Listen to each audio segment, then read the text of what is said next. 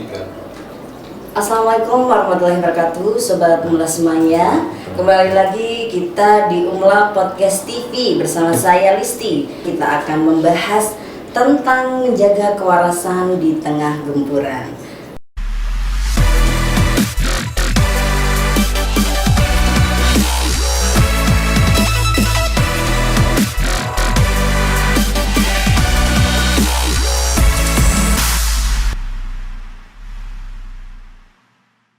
Telah hadir bersama kita narasumber yang sangat hebat, yaitu Bapak Muhammad Saifuddin, SPSI Eskepnes Mkes.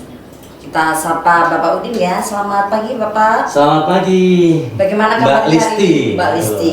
Bagaimana kabarnya hari ini? Alhamdulillah luar biasa. Luar biasa. Sobat Umla semuanya, agar lebih kenal dengan Bapak Udin, bisa menjelaskan sekilas tentang Bapak Udin ini, tentang apa misalnya hobinya atau pengalamannya, mungkin bisa dijelaskan pada Sobat Umla semuanya. Iya, terima kasih. Kalau saya manggil Bunda Lisa, sekarang Mbak Listi ya di sini. Yes. Ya. Jadi perkenalkan, nama saya Muhammad Saifuddin ya. Kalau di sini di Umla saya sudah mulai tahun 2007 bekerja di sini ya. Terus kemudian untuk istilahnya itu saya menjadi dosen di S1 Keperawatan di Fakultas Ilmu Kesehatan dan menghandle untuk keperawatan jiwa dan materi atau mata kuliah psikososial. Dan kemudian di Umla ini saya diberikan tugas untuk juga menjadi pengelola di unit konseling mahasiswa dan dipercaya menjadi konselor. Ya, untuk pendidikan saya untuk Akper, saya pernah kuliah di Akper tahun 97 saya lulus. Terus kemudian kuliah di S1 Keperawatan Nurse Universitas Airlangga, lulus tahun 2004. Terus kemudian melanjutkan di S1 Psikologi di Universitas Darul Ulum Jombang. Tahun 2008 saya lulus. Kemudian tahun 2010 saya lulus dari Universitas Airlangga Surabaya di minat studi kesehatan jiwa masyarakat di Fakultas Kesehatan Masyarakat Universitas Airlangga. Mungkin itu sekilas apa yang bisa saya sampaikan. Terima kasih tadi Bapak Udi sudah menjelaskan tentang riwayat singkat ya Pak ya. Ya. Kita disingkat seperti itu ya Pak. Jadi sudah selama kurang lebih 15 tahun ya mengabdi di Universitas Muhammadiyah Lamongan dan sekarang dipercaya menjadi pengelola ya, konselor untuk konseling mahasiswa Universitas Muhammadiyah Lamongan. Seperti tema kita saat ini Bapak ya, yang kemarin kita berikan, yaitu tentang menjaga kewarasan di tengah gempuran. Kalau lihat judul itu sangat menggelitik sekali ya Pak. Ini yang dimaksud gempuran apa ya?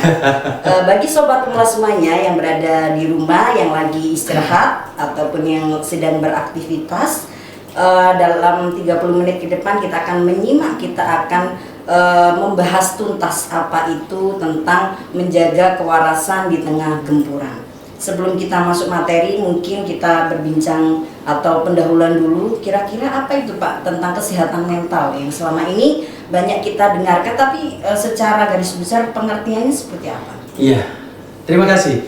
Jadi apa ya, kalau kita bicara kesehatan mental itu memang apa ya, kalau di dunia nyata yang sekarang ini kita lihat itu memang kalau kita bicara kesehatan mental itu kayaknya menjadi nomor 13 ya.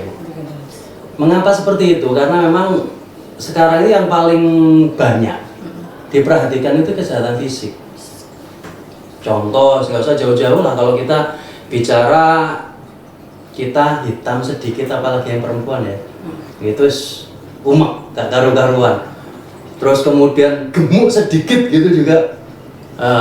Makanya kan kalau kita bicara klinik kecantikan, wah itu kan luar biasa membludak ya. Iya, tapi mengapa kok saat kita bermasalah dalam konteks kesehatan mental, kesehatan jiwa, ya itu kita seringkali menyerahkan pada waktu. Jadi biarkan waktu yang menjawab, biarkan waktu yang berbicara, semua akan indah pada waktunya. itu seringkali ada. Padahal kalau kita bicara kesehatan mental itu ya banyak sekali banyak sekali yang kalau boleh saya sampaikan berhubungan dengan kesehatan mental. Salah satu contoh ya, Ibnu Sina itu mengatakan bahwa 90% penyakit itu dari pikiran. Nah, pikiran itu adalah bagian dari kesehatan mental. Dan banyak sekali orang sekarang ini mengatakan bahwa ya yang penting kita bahagia. Cuma kalau boleh saya sampaikan di sini, kita itu kebahagiaan hakiki atau kebahagiaan yang hanya modus. Karena kadang-kadang kebahagiaan kita itu hanya tampak bahagia atau merasa bahagia. Karena kalau boleh saya sampaikan, mengapa saya mengatakan seperti itu? Mungkin ada yang mengcounter apa yang saya sampaikan. Saya bahagia, tapi betul tak kita bahagia? Belum tentu. Ingin bukti? Ya mungkin kita saat dengan teman-teman kita merasa enjoy, kita merasa enak, merasa nyaman, tentram, tenang gitu ya. Tapi saat kita sendiri, apakah memang kita juga merasa tenang saat kita sendiri? Definisi kesehatan jiwa atau kesehatan mental itu memang banyak sekali, Bunda Lisa. Tapi kemudian saya waktu itu bertanya, satu saja Prof, semoga beliau diterima di sisinya ya, Profesor Dr. Haji Raden Mulyono Noto Sudirjo, dokter spesialis kesehatan jiwa, dokter spesialis saraf dari John Hopkins University, ada juga Master Public Health-nya. Ya, saya tanya seperti ini ke beliau, Prof, satu saja Prof, ciri orang yang sehat jiwa itu seperti apa?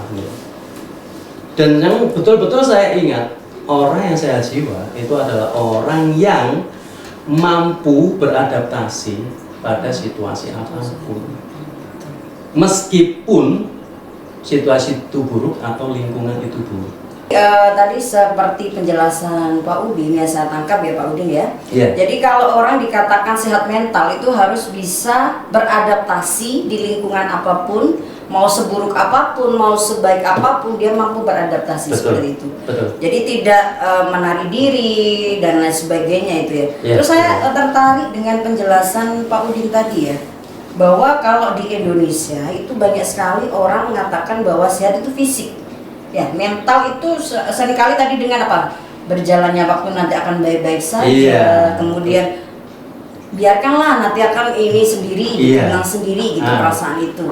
Apakah padahal fenomena yang terjadi di masyarakat itu apa istilahnya dalam waktu beberapa minggu terakhir ini saya lihat ada berita yang mencengangkan itu Pak Udin ya. Mungkin bisa kita bahas sekilas itu ya.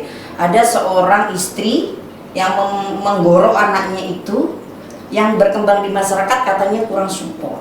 Bagaimana Pak Udin menanggapi seperti itu? Ya, terima kasih ya.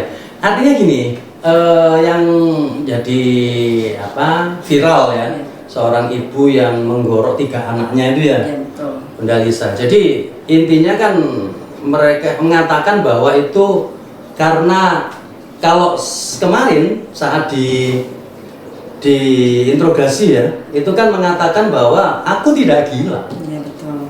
Tidak mengatakan gila. Aku tidak gila. Karena sebenarnya memang kalau kita bicara orang gila pun dia juga mengaku kalau dia tidak gila. Betul. Ya. Karena kalau kita bicara kalau saya punya jargon itu sebenarnya orang yang bermasalah. Betul. Itu adalah orang yang sebenarnya dia punya masalah. Tetapi merasa tidak punya masalah. Sama dengan orang gila juga. Coba ditanya di rumah sakit jiwa Meno, di rumah sakit jiwa Lawang saat kami praktek, saat kami melakukan bimbingan di sana. Betul ya. Kebanyakan dari mereka ya nggak tahu Mas. Ditanya mengapa kok kesini? Nggak tahu, cuma dibawa orang tua, dibawa cuma seperti itu. Terus kemudian lah kenapa kok dibawa? sirahku ngeluh. Nah, dia nggak pernah mengatakan itu karena memang kenyataannya memang banyak dari mereka itu yang tadi merasa tidak punya masalah atau merasa tidak gila. Sehingga kalau boleh dikatakan kesehatan jiwa itu ada 3 rentangnya.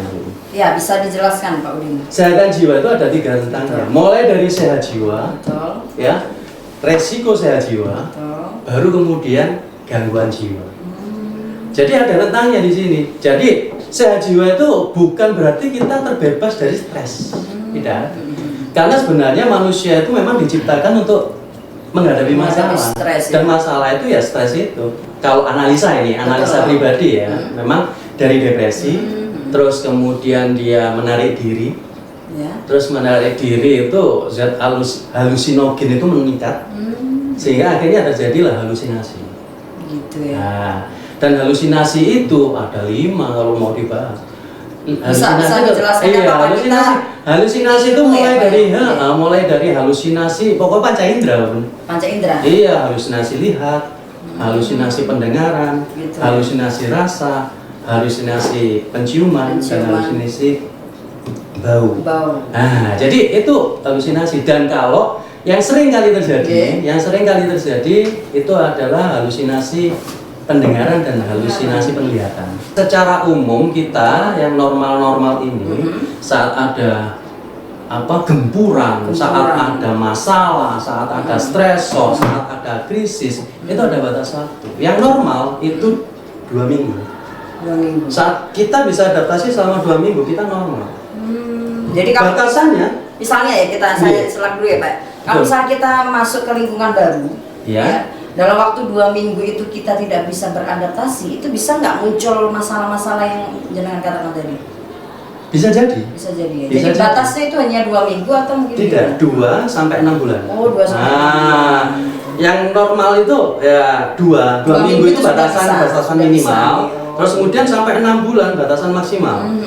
Dan kalau sudah 6 bulan ini masih terus, ini berarti sudah patologis, Bu. Betul. Dan ini harus butuh penanganan. Harus butuh penanganan. Makanya kan tadi saya katakan kita tidak bisa berpatokan pada waktu, itu tidak bisa. Kita tidak bisa berpatokan pada waktu. Mengapa? Lamanya gitu. Iya, karena itu tadi bisa jadi malah lebih parah kalau kita hanya menyerahkan pada waktu. Kalau misalnya ada masalah biarkan waktu yang menjawabnya. Itu kan Padahal kita maksudnya berjalannya waktu ini juga butuh ini ya Pak, solusi. Iya, ikhtiarnya itu gimana? Ikhtiarnya itu ya. Ikhtiar, doa, tawakal, katanya gitu lah. Ikhtiar ini bisa dari dirinya sendiri, Betul. bisa dari orang lain, dan gitu ya.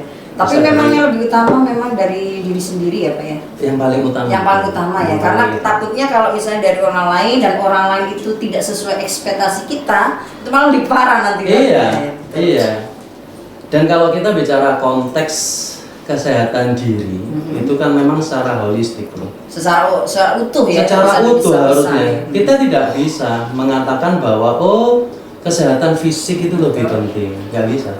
Mengatakan kesehatan psikologis itu lebih penting, nggak bisa. Nggak bisa ya. Atau kesehatan sosial lebih penting, atau kesehatan spiritual, nggak bisa. Ini 4 komponen ini harus berjalan sejalan, dinamis dan seimbang. Betul. Jadi kalau misalnya hanya fokus satu titik itu ya termasuk ini gangguan mental. Iya, kembali lagi kalau kita bicara timpang itu namanya, berarti kan nggak dinamis, berarti kan nggak seimbang. Ada yang nggak berarti nggak seimbang gitu balance. ya, Iya kan gitu. Kalau misalnya dalam kesehatan masyarakat itu kan ada orang dikatakan sakit jika host dan environment tidak seimbang. Gitu, betul. Pak. Sama. Nah, dalam diri kita itu 4 komponen ini, Bun. Ini harus seimbang. Ya. Nah. Soalnya banyak kan kita kan contoh saat kita sakit gigi gitu. Ini sama yang sakit gigi. Segera aja dan nggak cari obat. Iya. Ya. Tapi mengapa saat kita punya masalah, Betul. kita biarkan? Nah itu. Kita harus sadar bahwa saat kita punya masalah, kita harus cari solusi. Ya. Jadi kalau kita punya masalah, terus kemudian kita tidak merasa bermasalah, padahal itulah yang bermasalah. Jadi masalah itu adalah saat kita merasa tidak ada masalah. Iya, contohnya Bun, contoh. Saat banyak yang saya tanya datang, kira-kira Anda ada masalah Ah, apa sih kira-kira? gitu ya. Jawaban yang pertama itu biasanya Nggak ada masalah. saya lo nggak apa-apa Pak. Lah itu loh. Lah nggak apa-apanya itu ya. Padahal nggak apa-apanya itu ada apa-apa. Nah ini yang sering kali terjadi. Nah itu untuk menggali itu kan biasanya butuh pertanyaan mendalam. Iya. Nggak bisa. Mungkin juga tidak terlalu percaya kepada orang lain. Bisa Nah, jadi. itu yang kadang-kala kan orang itu kadang-kadang ada yang tipenya gini Pak, senang melihat orang susah atau susah melihat orang senang. Jadi kalau dia misalnya jadi pendengar itu hanya kepo. Nah itu yang kadang-kala seperti itu. Ya. Iya, karena kan sebenarnya manusia itu kan kalau Macem-macem ya. macam-macam. Human is unik, Bu. Human is unique. Iya, jadi Itu kan kadang-kadang kitanya sendiri ya, harus makanya kan bisa. kadang-kadang kita nggak pernah paham kan orang itu suka atau tidak suka Nah dengan itu kita. gitu. Kita pernah tahu nggak pernah tahu. Itu karena kan nggak tahu gitu ya. iya, karena batasan antara suka dan tidak suka itu Nggak ada. kadang-kadang nggak ada. Nggak ada, betul. Wong kadang-kadang di depan kita luar Baru. biasa baik, tapi di belakang kita, Betul, nah, gitu ya. ya itu juga harus di dalam konteks apa ya? Menjaga kewarasan itu juga harus nanti. Iya, nanti kita bahas lagi Oke. ya, sampai jatuh nih katanya nih. Jadi itu Pak ya, maksudnya kadang-kala kita pokoknya sih kita misalnya nggak suka orang tapi jangan sampai dendam itu. Yang dendam itu yang bahaya. Iya, bahaya. Gitu. Jadi intinya gini, yang harus kita pahami saat saya praktek, saat saya pengalaman di rumah sakit jiwa, rumah sakit Lawang ataupun Menur, kebanyakan dari ODGJ 90% adalah kepribadian introvert. Introvert benar-benar itu tadi. Tapi kalau Iya. dia sudah marah meledak itu. Iya. introvert ya, Pak. Makanya gini, ada yang tanya waktu itu ke saya, loh Pak, berarti introvert itu salah? Enggak salah. Itu kita diciptakan seperti itu, introvert, extrovert. Jadi intinya kita terima Bisa sadar diri nggak ada satu-satu, masalah. ya. Intinya gini, saat kita tahu kalau kita itu introvert, kita mau menyelesaikan masalah kita sendiri, monggo. Saat kita bisa menyelesaikan masalah itu, alhamdulillah. Tapi saat kita tidak mampu untuk Nah, menyelesaikan kita- masalah itu, kita butuh orang lain. Nah, itu extrovert dikasih support pilihan, system. gitu, support system lagi. Itu. Ya, yang ketiga itu adalah kita harus bisa beraktualisasi diri. Aktualisasi diri. Di dalam ilmu kesehatan kita itu ada di keperawatan yang saya hubungkan dengan kesehatan masyarakat, itu ada kebutuhan Abraham Maslow. Maslow betul. Ya, Salah mungkin satunya Bu aktualisasi dengan ini, ya di situ. Itu kan ada kebutuhan mulai dari fisiologis, fisiologis, kebutuhan makan, minum dan lain makan sebagainya. oksigen, Terus kemudian gitu ya. ada kebutuhan mental, psikologis. rasa aman, nyaman. Rasa nyaman, Ya, betul. rasa aman, nyaman. Baru kemudian Aktualisasi. belum Masih mencintai. Mencintai. Dan dihargai. Nah, itu. Harga menghargai, Menghargai. cinta mencintai. Mm-mm. Fase keempat itu adalah harga diri. Kebutuhan harga Betul, diri. betul. Memang Dihargai. harus punya harga diri itu, Iya. benar. Dan yang kelima, Lima. puncak dari Puncaknya. kebutuhan Abraham Maslow, kebutuhan dasar manusia itu adalah Aktualisasi diri, betul. Apa itu aktualisasi diri? Aktualisasi diri adalah iki lo aku, inilah saya, ini lo saya secara aktual. Dan orang yang mempunyai aktualisasi diri itu harus betul-betul sadar bahwa dia itu punya kelebihan, tapi dia pun juga punya Ya, kelemahan. kekurangan. Dan orang yang mempunyai aktualisasi diri tinggi, dia juga harus bisa menerima kelebihan orang lain dan juga harus betul-betul menerima kekurangan orang lain. Nah, itu tadi. Kalau sudah bisa seperti itu kan aman. Pak. Semuanya akan aman. Iya, dalam kita berhubungan misalnya ya, hubungan suami istri, saat kita sadar oh ya panjani istrimu punya kekurangan di Capek. sana, punya kelebihan di sana, punya Kalau saat capek ya nggak lah, ini, makanya gitu. itu, makanya tapi jangan pernah kalau saat kita ditanya, loh Pak berarti kita punya kekurangan dan kelebihan. Iya, kalau saya punya satu Pak kekurangan saya. Apa? Tidak punya kelebihan. Ya. Wah itu lah parah. Itu bahaya deh. Nah, saya punya satu Pak kelebihan apa? Berat badan. Berarti ke fisik lagi nantinya gitu. ya. Jadi susah kalau saya seperti Itu 3 hal aja atau ada lagi yang untuk ini? Ya, untuk jadi- menjaga kewarasan tadi. Jadi Bersinergi. Bersinergi tiga-tiganya ini. Tiga-tiganya harus Memang bersinergi. yang terakhir ini aktualisasi Aktualisasi diri, diri. mampu menerima dirinya dan dirinya dan Iya. kekurangan orang lain. Makanya kan dalam puncaknya itu Pak memang. Iya, karena kan dalam konteks aplikasi dalam perilaku, dalam kita bersosialisasi itu kan sebenarnya kan ada 3 hal yang memang harus kita pahami. Apa itu? Ya di dalam konteks berhubungan dengan orang lain. Dengan orang lain ya. Ya, saat kita ingin dihargai, hargailah orang lain. Betul. Saat kita ingin dihormati, hormatilah orang lain. Berarti perlakukan orang lain seperti kita ingin diperlakukan. Lah. Berarti kalau semuanya seperti itu saya kira dunia akan aman ya Pak. Iya, cuma kan juga mungkin. Nggak mungkin. Iya, cuma kan di sini kita mencerahkan. Ya, betul. Jadi kita di sini bisa saling sebagai ini ya, mengingatkan. sebagai apa istilahnya pengetahuan Iya. baru mungkin sebelumnya belum paham ya. Iya. Ini diulang-ulang terus nanti akan lama-lama kebiasaan gitu ya. Iya. Terbiasa. Iya. Tapi kalau merubah introvert ke extrovert ini kadang susah Pak. Itu ada nggak tipsnya itu? Itu kan salah satu juga untuk menjaga kewarasan tadi. Iya, kalau kita bicara merubah kepribadian sulit. Bro. Sulit ya. Sulit.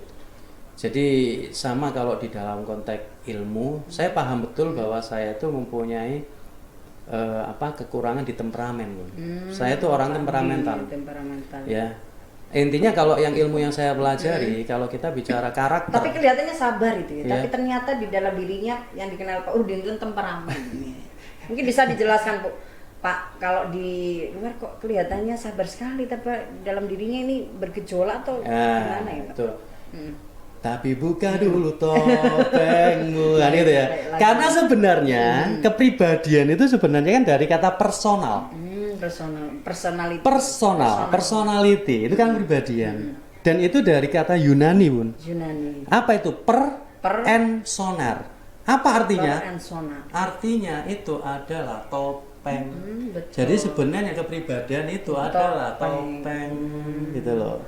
Intinya kalau kita bicara bahwa orang yang bertopeng itu kadang-kadang juga orang yang maaf dalam tanda kutip munah. Tetapi sebenarnya orang yang betul-betul mempunyai kepribadian yang utuh itu adalah saat dia mampu mengungkapkan antara apa yang dia rasakan dengan apa yang diomongkan dengan apa yang dilakukan itu sama. Betul. Itu. Cuma kebanyakan dari kita bertopeng. Antara apa yang dirasakan dengan apa tapi yang kadang diomongkan. bertopeng itu untuk menghargai gitu. Boleh, makanya itu. Makanya kan kita boleh Pak bertopeng boleh. Tapi dalam kebaikan, hal ya. kebaikan tadi. Karena mungkin misalnya istri kok makan asin ya, ini sangat enak. Malah itu sunnah itu malah kan malah berarti kan dianjurkan. kebaikan ya. Maksudnya topeng untuk kebaikan. Betul. Gitu. Jadi kadang-kala kan misalnya kita ingin situasi dalam kelompok itu Pak aman, nyaman kan berarti ada seseorang yang harus misalnya istilahnya berkorban gitu Pak. Enggak ya? Maksudnya biar situasi itu aman, biar itu nyaman, berarti kan harus ada seseorang atau beberapa orang itu yang rela berkorban tadi. Ya bisa jadi seperti itu. Dan itu kan makanya tadi saya mengatakan itu kan kesadaran diri. Kesadaran. Berarti Iya. apa yang tadi yang pertama? Sadar diri, kemudian terus kemudian apa persepsi belum ya tadi. Persepsi belum. Nah, jadi sadar diri, terus kemudian kepribadian, yang ketiga tadi aktualisasi diri, dan kemudian persepsi. Persepsi. Jadi, Ini merubah mindset atau persepsi ke orang lain yang kita biasanya modelnya itu overthinking gitu ya, susah. Iya. Terlalu berpikir negatif. Termasuk merasa rendah diri, merasa rendah nggak mampu dan sebagainya. Jadi kalau kita bicara persepsi itu kita harus sadar. Persepsi itu penilaian. Penilaian, betul. Bahwa kita dengan orang lain bisa jadi penilaian kita terhadap sesuatu itu tidak sama. Tidak sama. Nah disitulah yang nggak perlu diperdebatkan. Itu loh. Kadang-kala perdebatan yang tidak ada ujungnya. Iya. Karena apa? Kita tidak bisa untuk menyamakan persepsi. Betul. Kan tapi ada Pak itu persamaan persepsi ya Pak itu. Meskipun itu dalam tanda kutip. Meskipun lah itu persamaan persepsi itu tapi upaya. Tapi penerimaan masih kan belum berbeda. tentu. Betul. Artinya kan kadang-kadang kamuflase aja menerima. Iya. Padahal nantinya masih nggak utuh. Sakarepmu kan gitu. Karena memang ada orang itu di fase ini, kalau sudah memberitahu yang benar kok nggak diikuti, wes sakarepmu dewe. Gitu ya. Itu ya. Jadi persepsi. Makanya kalau kita bicara, kita harus bisa menerima persepsi. Bukan dalam tanda kutip untuk menyamakan persepsi, tapi kita juga harus bisa memahami persepsi seseorang. Saat kita mampu untuk memahami persepsi seseorang terhadap sesuatu, oh iya sih, human is unik. Nah, itu Oh, kembali manusia lagi human itu is unik. Oh, kalau memang dia memang mempersepsikan seperti itu, nggak apa-apa lah. Yang penting nggak merugikan. Yang penting nggak merugikan dan kita bisa sama-sama bisa menerima. Makanya penerimaan diri, ya, terus kemudian kesadaran diri, aktualisasi diri, terus kemudian apa tadi, kepribadian kita juga makanya saling terkait. Keempat-empatnya ini harus terkait ya. Terkait. Jadi itu ya sobat Umlah semuanya. Jadi ada 4 cara menjaga kewarasan gitu ya. Gitu. Yang pertama tadi apa Pak? Kepribadian. Ya bisa dibolak-balik, tapi kalau yang pertama kesadaran diri harus sadar diri. Kesadaran dulu, diri. Kepribadian, Aktualisasi diri dan persepsi diri. Jadi ini seperti lingkaran setan itu muter gitu ya. Salah satu hilang ya nggak mempengaruhi bisa yang lain. Gitu ya. Jadi sobat Umlah semuanya, berdasarkan pembahasan kita yang menjaga kewarasan itu ada 4 ya, dari solusi tips yang sudah diterapkan oleh Pak Udin ya. Tapi memang dalam kehidupan itu kita tidak mungkin ya mengalami masa kayak apa ya Pak ya, baik terus itu nggak mungkin ya. Jadi memang ada masalah, apa istilahnya, ada masa di mana kita juga melakukan kesalahan dan selain. Yang penting itu adalah bagaimana kita memperbaiki dan tidak melakukannya lagi. Itu yang penting sobat Umlah ya. Jadi perlu dicatat ada 4 cara untuk menjaga kewarasan, yaitu yang pertama yaitu kepribadian. Kesadaran diri. Kemudian yang kedua kepribadian, yang ketiga aktualisasi diri, dan yang keempat persepsi diri. Jadi kalau keempatnya ini saling berkaitan, berarti tidak bisa dilepaskan, satu dengan yang lain harus saling berhubungan gitu ya. Karena saya sendiri pun juga pernah mengalami depresi. Nah itu. Bahkan 4 tahun saya mengalami depresi. Oh, yang karena sakit itu Pak ya? Karena sakit, yang pertama karena sakit, dan saya juga harus. Sekarang sudah bangkit lagi. Saya melihat Pak Udin ini pribadi yang seorang pribadi yang baru lagi. Kalau dulu memang wajahnya memang ini ya, memang selama 4 tahun ini 4 tahun kayak dulu. ngurung gitu. Tahun 2013 sampai 2017. Betul. Itu saya mengalami depresi dan sempat ya ini kita padahal Pak Udin ini tahu ilmunya gitu. Ya. Artinya apa? Berarti dalam diri ini sudah tahu support system lagi yang penting gitu ya. Karena gini, karena waktu itu kan saya jujur saja ini agak curhat sedikit. Ya curhat tak apa-apa, ini sebagai motivasi. Jadi ini loh kita butuhnya sosialisasi, butuh orang lain, butuh support system. Karena saat itu saya merasa bahwa saya itu single fighter Bun. Jadi saya sakit. Betul. Mertua saya sakit. Sampai meninggal ya. Terus kemudian bapak saya sendiri sakit. Dan kalau saya di sini hanya maaf ya, menantu sendirian. Terus kemudian di sana itu juga anak yang tahu kesehatan. Jadi tumpuan juga.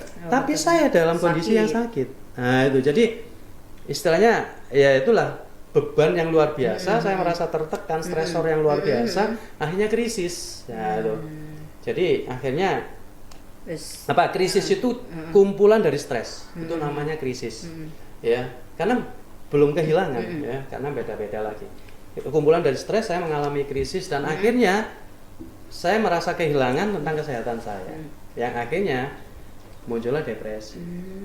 Dan itu saya sudah sempat ke dokter spesialis jiwa juga, dan saya juga sudah dapat obatnya juga, ya. Tapi istilahnya saya karena saya tahu efek obat ya. Betul. Nggak diminum terus ya. Nanti malah saya minum, saya tergantungan ini. Akhirnya saya pakai itu tadi, saya pakai support system.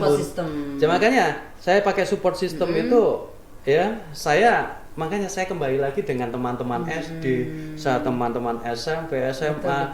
Dan itu yang disebut dengan terapi reminiscence. Itu yang saya lakukan. Terus kemudian touring. Ya dan sebagainya itu ya saya. Dan akhirnya bisa keluar ya Pak dari depresi itu. Iya, meskipun lama. Iya, meskipun lama 4 tahun. Berarti depresi kan batasnya tadi 6 bulan, tapi Iya, Pak, makanya kan 4 tahun saya- tapi masih bisa kembali. Iya, makanya saya sampai ke dokter spesialis Berarti jiwa. bisa menerima asap tadi sudah Sudah, tahapan itu. sudah Berarti sangat Pak Audi menerima. Sudah melewati 5 tahapan. Sudah. Iya, tapi depresinya memanjang. Tapi setelah itu bisa menerima. Dan memang sampai saat ini sih memang butuh energi yang luar biasa untuk kuat untuk kembali lagi ke Yang dulu ya, iya yang dulu.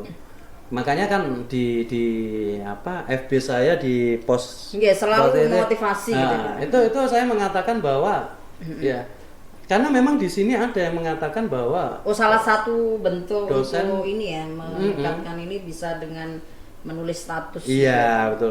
Dan itu ada yang mengatakan misalnya kan saya di keperawatan Contoh. jiwa, kesehatan jiwa ya. Dan misalnya ada yang membuat skripsi Gitu. tentang depresi, tentang apa. Terus ada salah satu dosen itu di sini, ya nggak usah saya sebutkan. Kalau misalnya konsul tentang depresi, konsul tentang alat ukur stres dan sebagainya. Sing paling ngerti ini sing wis tahu gendeng. Gitu. Nah, Terus, itu. wis no Pak Udin ae sing wis tahu gendeng kan. Padahal tapi orang kesehatan gitu. tapi kalau bagi saya, ya menurut saya Ubun, nggak ada masalah dengan itu. Karena memang kan Sudah melewati iya, itu lebih baik lebih baik orang Jika yang tak- pernah gila atau mantan orang gila daripada mantan orang waras. Itu kayak statusnya tadi tulis.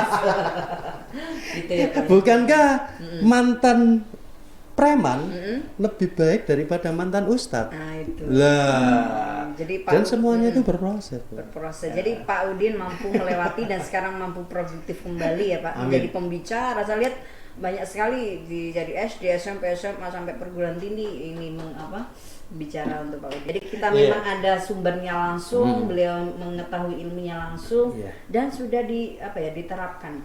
Saya mengalami mengalami sendiri, sendiri, temannya terus juga kemudian ini, saat saya menjadi konselor banyak sekali permasalahan mahasiswa, masalah orang tua dan sebagainya, termasuk masalah teman yang memang insya Allah kami sudah Iya, aplikasikan gitu, dan makasih. insya Allah bukan saya mengatakan bahwa saya bisa atau mampu, kita semuanya di sini belajar. Kita di sini belajar, saling memberi, saling menerima.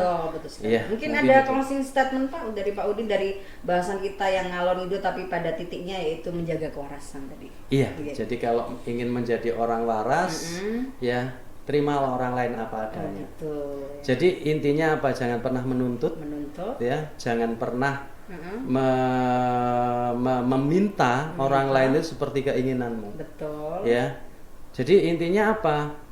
Kalau kita bicara, misalnya saya juga dari baktruk lagi, Bu. Dari apa? Baktruk.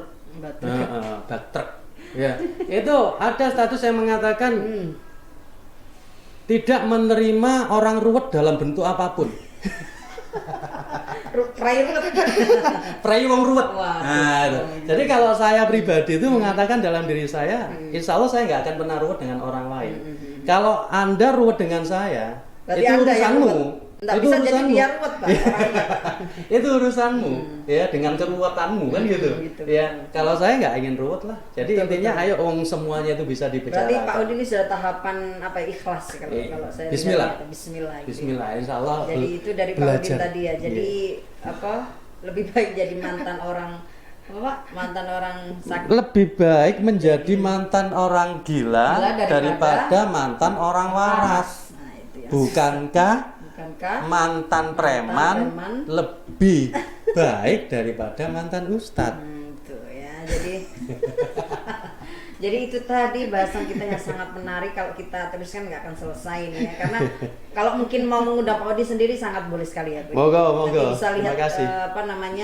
di postingan Instagram Universitas Muhammadiyah Lamongan, bisa tanya di situ untuk kontaknya Pak Udin ya. Iya. Jadi sobat Unas semuanya, karena ini memang bahasan sangat penting sekali, banyak sekali masuk ke DM ke Instagram untuk membahas masalah ini. Untuk mengundang Bapak Udin ini sangat banyak sekali gitu ya. Sehingga saya hadirkan di sini itu kita bisa mengambil suatu manfaat, kita bisa mengambil suatu ilmu ya. Di sini saya juga belajar, Pak Udin juga belajar, Ya, walaupun sama-sama belajar. beliaunya ini sudah mengalami beberapa fase dalam hidupnya, dari mulai yang bahagia ya, kemudian depresi, kemudian sekarang bangkit lagi. Itu yang bisa kita ambil kesimpulan. Itu dari saya, Listi, pamit undur diri. Wassalamualaikum warahmatullahi wabarakatuh. Waalaikumsalam warahmatullahi wabarakatuh.